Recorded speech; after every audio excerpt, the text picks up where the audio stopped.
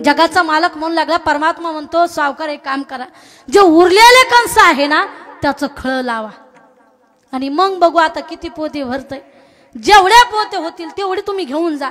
सावकार म्हणे नाही, आता ज्वारीच राहिली नाही म्हणे, थोड्याफार कंसामध्ये 20 पोते कसे होणार, माझे 20 पोते या शेतामध्ये ज्वारी होणार होती, मला 20च पोते पाहिजे.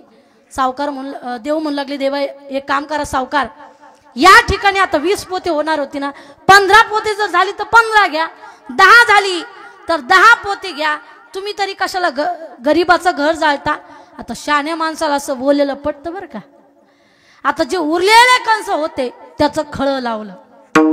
पूर्वीच्या काळामध्ये पुरुष मंडळ त्या खळ्यावरती असे कंस टाकले की बैल फिरवला जायचं, त्याच्यावरती बैलाचा पाय त्या कंसावरती पडला की आपोआप दाणे बाहेर निघायचे. आता काही काही भागाला ते बदाडतात मोगरीनं, कंस निघायचे, दाणे निघायचे बाहेर. आता पाहिला, आता जगाचा मालक त्या ठिकाणी उभा, पोते लावायला सुरुवात झालेली आहे. 1 पोत, 5 पोते, 10 पोते, 15 पोते, 20 पोते, 20चे 25, 25चे 30, 30चे झाले 40 आणि आकडा गेला 50 पोत्यावरती. आता जो सावकार होता ना त्याने हात जोडे तुकोबारांना म्हणू लागला की महाराज, मी तुमची परीक्षा घेण्याची ठरवली होती, मला माफ करा, मी तुम्हाला ओळखलं नाही, मी तुम्हाला ओळखलं नाही. त्यावेळेस जगाचा मालक म्हणतो एवढे पोते तुम्ही घेऊन जा ना.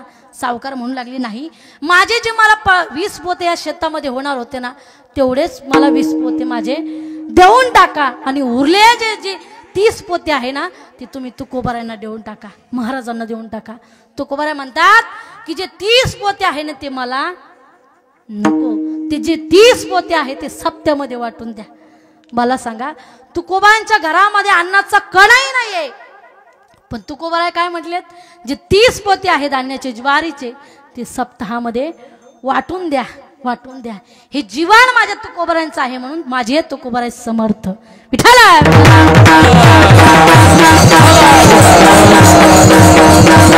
म्हणून तुकोबारांनी संतांनी आपल्या करता फार त्रास सहन केले, फार त्रास सहन केले. लोकांनी फार त्रास दिला, संतांना फार त्रास सहन केलेला आहे तुकोबारांनी. ऐका ना, ज्यावेळेस मीराबाई भजन करत होती लोकांनी नाव ठेवलं राजाची मुलगी आहे, भजन करते, भजन करणं शोभत नाही, नगरातील लोक नाव ठेवू लागले. पण ऐका ना, मीराबाईंनी भक्ती सिद्ध करण्याकरता, परमार्थ सिद्ध करण्याकरता काय पिल्या, विष पिल्या. कशा करता, त्या ठिकाणी भक्तीची सिद्ध करण्याकरता, परमार्थ सिद्ध करण्याकरता परीक्षा दिली विषयाची. मला सांगा महिला मंडळ, मीराबाई विष पिल्या भजना करता, बरोबर केलं का चूक केलं? हा, बरोबर केलं म्हणतात त्या. पुरुष मंडळ, मीराबाईंनी विष पेल्यात, परीक्षा दिलेली आहे भजनाची, बरोबर केलं ना महिला मंडळ? आता तुमच्या गावातले अशा 4-5 जणी रोज भजनाला जाऊ लागले, रोज भजनाला जाऊ लागल्या. 10 दिवस झाले, 15 दिवस झाले, महिना झाला, वर्ष होत आलं, पण काही हे भजनच सोडीना. घरचे म्हणू लागले तुम्हाला बरं का, घरचे तुम्हाला म्हणू लागले एकतर भजन सोड नाही तर विष पी. तुम्ही काय करता बरं? हा, तुम्ही तर भजन सोडता पण त्यांना पाहिजे. विठाला विठाला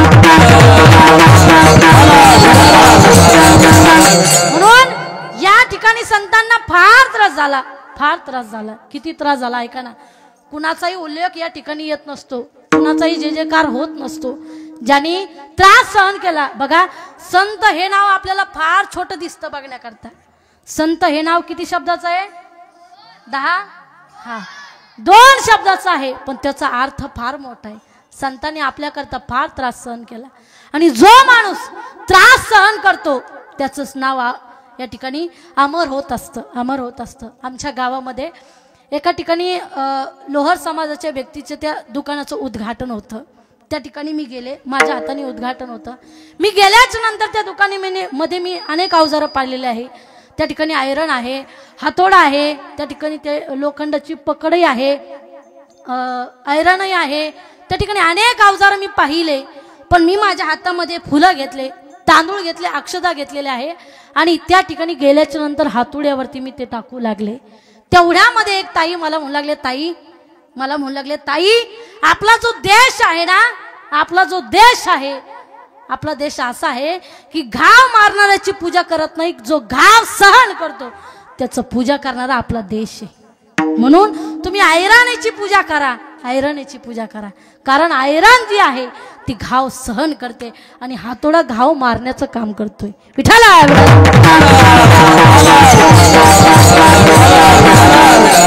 बघा, आणखीन गोड उदाहरण सांगल मी तुम्हाला। एका ठिकाणी कीर्तन चालू होतं, काही फुलं महाराजांच्या पायावरती पडलेले होते, काही फुलं महाराजांच्या गळ्यामध्ये होते, हारामध्ये होते। जे खाली पडलेले फुलं होते ना, त्या गळ्यातल्या हारातल्या फुलांना विचारू लागले की का रे बाबांनो, तुम्ही सुद्धा फुलं आहात, आम्ही सुद्धा फुलंच आहोत, पण तुम्ही महाराजांच्या गळ्यामध्ये का आणि आम्ही महाराजांच्या पायाखाली का? त्यावेळेस त्या फुलांनी गोड असं उत्तर दिलं की बाबांनो, वरती जाणं एवढा सोपी गोष्ट नाही, त्याकरता काय करावं लागतं? सुई टोचून घ्यावं लागते। तसं संतांनी या जगाचा त्रास सहन केला, म्हणून आपण एवढी मोठी भगवान बाबाची पुण्यतिथी साजरी करतोय। विठ्ठला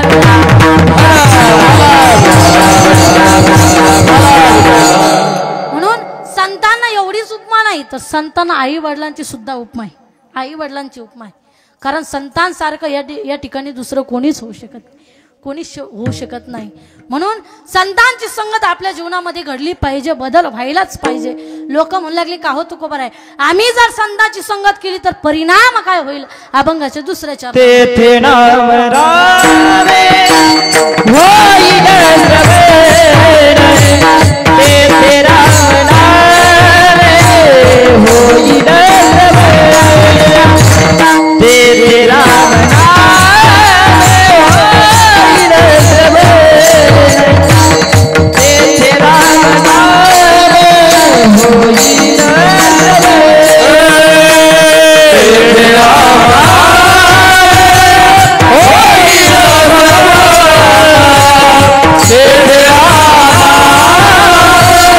Oh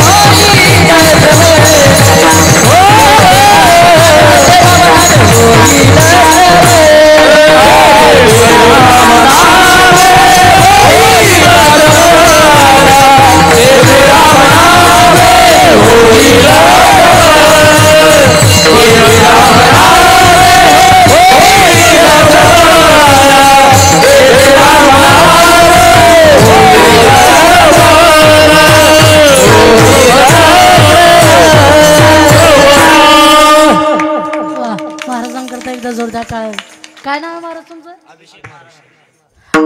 अभिषेक महाराज. बरं का, गोड गातात महाराज, गोड आवाज आहे.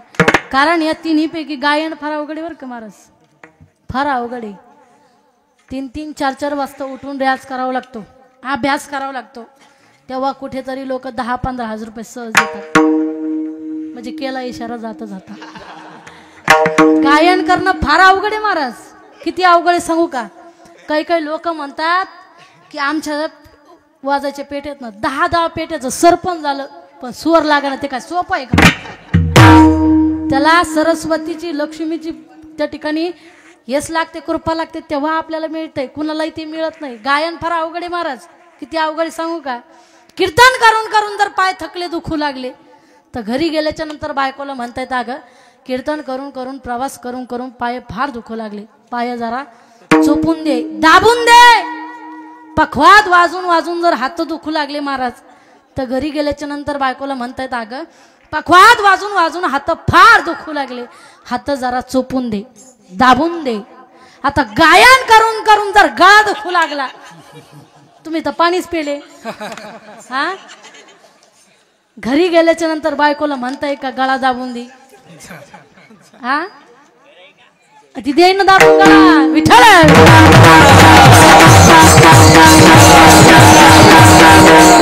तेथे रामनाम होईल श्रवण, घडेल भोजन उचिष्टाचे. संत अखंड चिंतन करतात, अखंड चिंतन करतात. गवळणीने काय सुंदर भजन केलंय. त्यांच्या श्वासावरती सुद्धा कृष्णाचं नाव होतं. महिला मंडळ, पुरुष मंडळ, ऐका ना, अर्जुनाचा राम राम देखील कृष्ण कृष्ण म्हणत होतं. महिला मंडळ जनाबाईच्या गौऱ्या देखील विठ्ठल विठ्ठल म्हणत होत्या. हनुमंतजींनी सुंदर भजन केलंय. श्रीराम जानकी बैठे मेरे सीने में, देख लो मेरे दिल के नगीने में, देख लो मेरे दिल के नगीने में. श्रीराम जानकी बैठे मेरे सीने में, श्रीराम जानकी बैठे मेरे सीने में. गोड भजन केलंय हनुमंतजींनी. गवळणीच्या श्वासावर कृष्णाचं नाव होतं. सासों की माला सिमरू में कृष्ण का नाम, सासों की माला पे सिमरू में कृष्ण का नाम. अपने मन की मैं जानू कृष्ण का नाम, अपने मन की मैं जानू कृष्ण का नाम. सासों की माला पे, सासों की माला पे, सासों की माला पे सिमरू में कृष्ण का नाम. सासों की माला पे सिमरू में शिव का नाम, कृष्ण का नाम, कृष्ण का नाम. संत म्हणतात, हे राधा, अगं काय तप केलंय तू, काय सामर्थ्य तुझ्यामध्ये की भगवान कृष्ण तुझ्या घरी येतात, भगवान कृष्ण तुझ्या घरी येतात. काय तप केलंय तू? राधे को नसे पुण्य किए तूने, हरि रोज तेरे घर आते. राधे को नसे पुण्य की तूने, हरि रोज तेरे घर आते. गोड भजन संतांनी केलंय. म्हणून तुकोबा म्हणतात, संतांची संगत घडली पाहिजे. विठ्ठला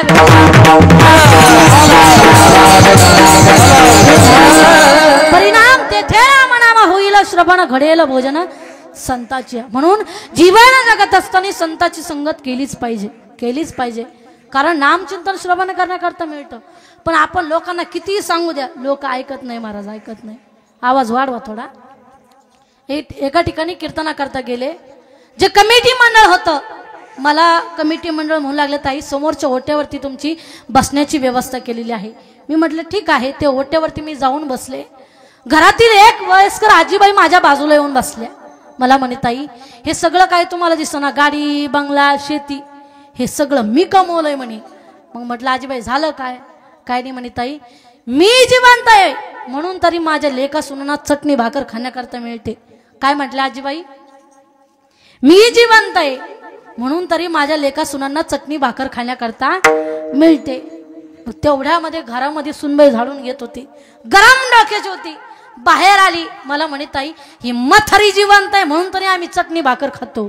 म्हटलं मग ही जर मेली असती ना म्हणे आम्ही गुलाबजामू खाल्ले असते. अगोदर काठी टेकत चालणाऱ्या आजीबाई नंतर काठी वर करून तडतड तडतड तडतड त्या ठिकाणी ओट्यावरती चालू लागल्या. म्हटलं आजीबाई बसा ना खाली. मला म्हणे ताई तुम्हाला काही कळत नाही म्हणे. मला काय म्हणे ताई तुम्हाला काही कळत नाही, मला काही या संसारामध्ये राहायचं नाही. हिच्यासाठी आम्ही 12चं लग्न 4ला लावलं. हिच्या पुढं पुढं फुलं फेकले म्हणे आम्ही. वाजत गाजत हिला घरामध्ये आणलं, अख्ख्या गावाला दारू पाजली. हिच्या पुढं पुढं नाचलो आम्ही आणि माझी मरणाची वाट पाहते. मला काही या संसारामध्ये राहायचं नाही. म्हटलं मग आजीबाई जायचं कुठं? मला म्हणे ताई तुमची 5 रोडला संस्था आहे म्हणे मुलाची. म्हटलं हो, तुमच्या संस्थेत द्यायचं म्हणे मला. आजीबाई आल्या. 15 दिवस आजीबाई आमच्या गावाला राहिल्या, संस्थेवरती राहिल्या. 16व्या दिवशी घरून फोन होता बाबांचा. बाबा मला म्हणू लागली ताई तुम्ही आमच्या गावामध्ये आले होते. म्हटलं हो. आजीबाई आलेत का? म्हटलं हो. द्या म्हणे फोन त्यांच्याकडं. मी आजीबाईच्या कानाला लावला. म्हटलं आजीबाई तुम्हाला बोलायचं नाही बोलू नका, पण बाबा काय म्हणते तेवढं तरी ऐकून घ्या. आजीबाई म्हणतात ताई मला बोलायचं नाही म्हणे, कोणी कोणाचं नाही म्हणे, काही खरं नाही म्हणे कोणाचं. ताई 15 दिवस झाले मी तुमच्या गावाला आले, तुमच्या संस्थेवरती आले. नक्कीच 16व्या दिवशी माझ्या घरून फोन आला, नक्कीच माझ्या नावावर लाडक्या बहिणीचे पैसे आले असतील म्हणताय. घेतेन काढून देतेन पुन्हा मला काढून. मला काही संसारामध्ये राहायचं नाही. सरपंच साहेब त्या आजीबाई काय म्हटले माहितीये का? ताई हे जे लाडक्या बहिणीचे पैसे आहेत ना म्हणे तू तुमच्या खात्यावर टाकून द्यायचे मला. काय म्हटले आजीबाई मला? ते लाडक्या बहिणीचे पैसे आहेत ना म्हणे तुमच्या खात्यावरती टाकून द्यायचे. पळसकर बाबा मी एवढी खुश झाले, एवढी खुश झाले. म्हटलं अशाच 4-5 म्हातारे जर आपल्याला सापडल्या ना बोंबलं थिंडच कामच नाही, धंदाच बन आपला. मग आजीबाई फोनवर बोलू लागले का हो आपण काय साधा संसार केलाय का? हाडाचे काढ केले, रात्रीचा दिवस केला, रक्ताचा पाणी केलंय. हे कसं पाठ यांच्या? विठ्ठल विठ्ठल कोणी म्हणत नव्हतं, भजन कोणी म्हणत नव्हतं. आता जणू काय हरिपाठ चाललाय. मी पुढं म्हणते तुम्ही माग म्हणता, मी एक चरण म्हणते तुम्ही एक चरण म्हणता. मस्त भजन कोणी करत नव्हतं. पण ऐका ना आजीबाई गोड बोलू लागल्या, गोड बोलू लागल्या. बाबा सुद्धा फोनवर म्हणते का ग मी सुद्धा साधा संसार केलाय का? लेक सुना बोलतच असतात. महाराज लोक गावामध्ये येतच असतात, 4-2 गोष्टी महाराज लोक सांगतच असतात. मग त्यांचं मनारच घ्यायचं का? नाही ना. 1-2 लाख रुपये गोळा करायचे महाराज लोकांच्या मनानवाड्यावर घालायचे. आजीबाई म्हणतात जाऊ द्या ना, मी तरी कुठं म्हणते. बाबा म्हणतात आपण काय साधा संसार केलाय का? त्यांचं बोलणं ऐकल्याच नंतर आपण कुठं रुसून जात असतात का? आपलं काय वय आहे का हे जाण्याचं तू जाता? बाबा सुद्धा म्हणतात आपण साधा संसार केला नाही. बाबाने असा संसार केला होता, सकाळी पहाटे 4 वाजता बैल सोडायची, दुसऱ्याच्या बांधाला चारायची. दुसऱ्याच्या शेतामध्ये शेण पडलेलं दिसलं का पळत जायचे, फुटकून उचलून आणायचे आणि आपल्या शेतामध्ये टाकायचं. असं बाबांनी ना आजीनी संसार केला होता. आजीनी बॅग भरली, आजीबाई निघाल्या. म्हटलं आजीबाई कुठं चालल्या? मला म्हणे ताई बोंबलं थिंडाचे काम तुमचे म्हणे, आमचे थोडी. आम्हाला संसार लेकर बाळा काही आहे का नाही? म्हणजे आजीला 15 दिवस आम्ही सांभाळून. कुणाला बोलले आजी? मला हे सांगायचंय की जोपर्यंत घरचे लोक आपल्याला काढून देत नाही तोपर्यंत संतांची किंमत आणि परमार्थाची किंमत आपल्याला कळत नाही. विठ्ठल म्हणून कीर्तन आल्याच्या नंतर आपण टाळी वाजवलीच पाहिजे, भजन केलंच पाहिजे. का? फुलो की मजा माला से, फुलो की मजा माला से, थाली की मजा भोजन से. ऐका ससुराल की मजा कोण म्हटलं साली से? मेवणी मेवणी. वैसे हरी कीर्तन की मजा टाली से. म्हणून सगळ्यांनी भजन म्हणायचं. विठोबा